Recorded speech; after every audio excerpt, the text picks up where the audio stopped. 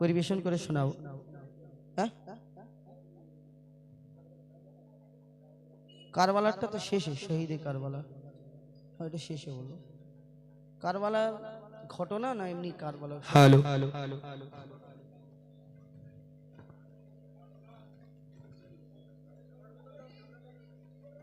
কারবালার ঘটনা,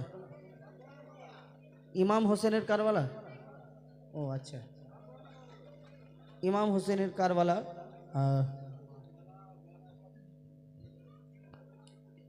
কোনটা?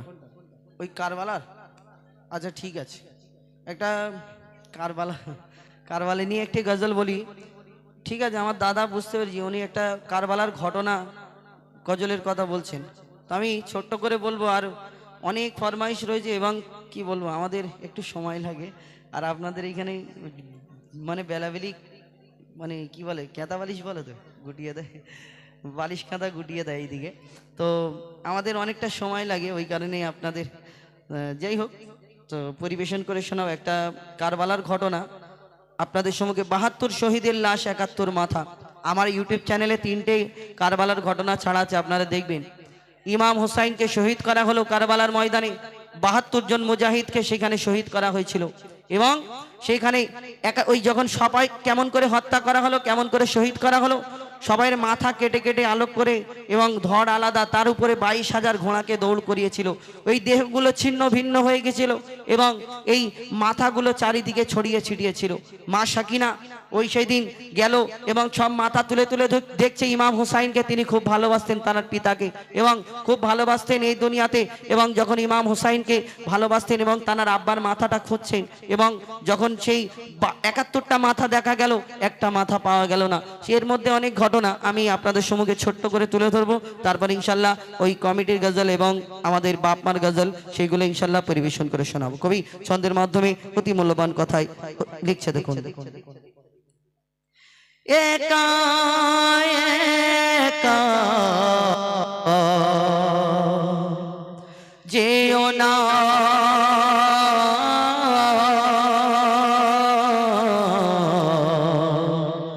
ওগো সকিনা,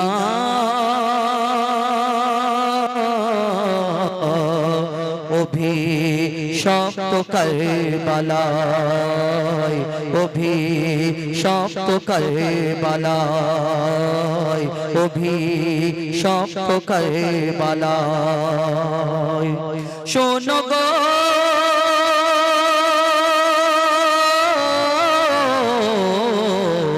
মা সাকিনা কাঁদে পিতা হোসেনের মায়ায়, মা সাকিনা কাঁদে পিতা হোসেনের মায়ায়, ওই নিঠুর কারবালায় কাঁদে হায় হায় গো, কাঁদে হায় হায় আর তড় পায় বলে মোর আব্বা কোথায়, ওই নিঠুর কারবালায়, ওই কঠোর কারবালায় মা সাকিনা কাঁদে। 72 শহীদের লাশ আর 71টা মাথা, 71টা মাথা। বেটি সাকিনা খুঁজে বেড়ায়, কোথায় আমার পিতা, কোথায় আমার পিতা। এক মাথা কাটা দেহ থেকে তখনই আওয়াজ আসে গো, তখনই আওয়াজ আসে, এসো বেটি সাকিনা তোমার আব্বা তোমায় ডাকে গো, তোমার আব্বা তোমায় ডাকে।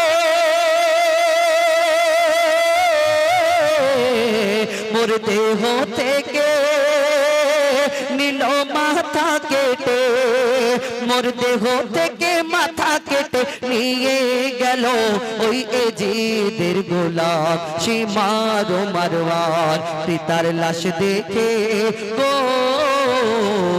পিতার লাশ দেখে সাকিনা মাথা ঠোকে ইমাম হুসেনের সিনায়, দেখে আরশ কেঁপে যায়, দেখে আরশ কেঁপে যায়। মা সাকিনা কাঁদে। তারপর কবি ছন্দের মাধ্যমে আরো কি লিখছে দেখুন। ইমাম হোসেন যখন তানাদের ফ্যামিলির লোকজনেরা সেখানে পৌঁছে গেল কুফাতে, এবং সেখানে তখন মা সাকিনাকে ডাকা হলো। ছোট্ট বাচ্চা বেটি মা সাকিনা যখন তাদের সামনে গেল এবং যখন বলল এই, তখন তিনি হাত দেখালেন, আমরা 3 দিন খাইনি, পানি খাইনি, পানি পান করিনি, 3 দিন খানা খাইনি, ভুকা পিয়াসার মধ্যে আছি।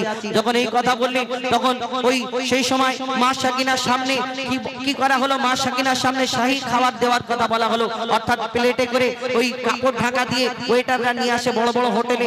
ওই মা সাকিনার সামনে যখন শাহী খাবারের ব্যবস্থা করতে বলা হলো, সেই দিন সত্যিকারের কি মা সাকিনাকে খাবার দেওয়া হয়েছিল না সেই প্লেটের মধ্যে কি দিয়েছিল? কবি ছন্দের মাধ্যমে আরো কি লিখছে দেখুন।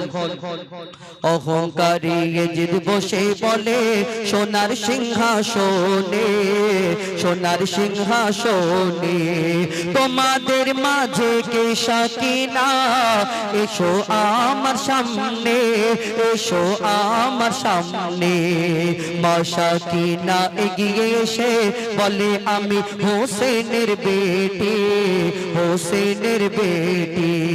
3 দিন মোরা ভুক্কা প্যাসায় খাইনি পানি রুটি, খাইনি পানি রুটি।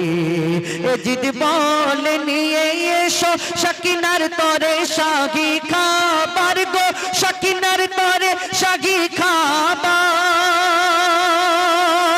এক থালার উপর কাপড় ঢেকে রাখে সামনে সাকিনার গো, রাখে সামনে সাকিনা। দেখে থালায় ঢাকা হুসেনের কাটা মাথা, দেখে থালায় ঢাকা হুসেনের কাটা মাথা, দেখে থালায় ঢাকা কাটা মাথা। দেখে সাকিনা কেঁদে বেহুশ হয়ে যায়। এ দৃশ্য দেখে গো, এ দৃশ্য দেখে হোসেনের নিথর চোখে অশ্রু ঝরে যায়। দেখে জিদ চমকে যায়। মা সাকিনা কাঁদে পিতা হোসেনের মায়ায়, মা সাকিনা কাঁদে পিতা হোসেনের মায়ায়। ওই নিঠুর কারবালায় কাঁদে হায় হায় গো, কাঁদে হায় হায় আর তড়পায় বলে মোর আব্বা কোথায়। ওই নিঠুর কারবালায়, ওই কঠোর কারবালায়, ওই নিঠুর কারবালায়।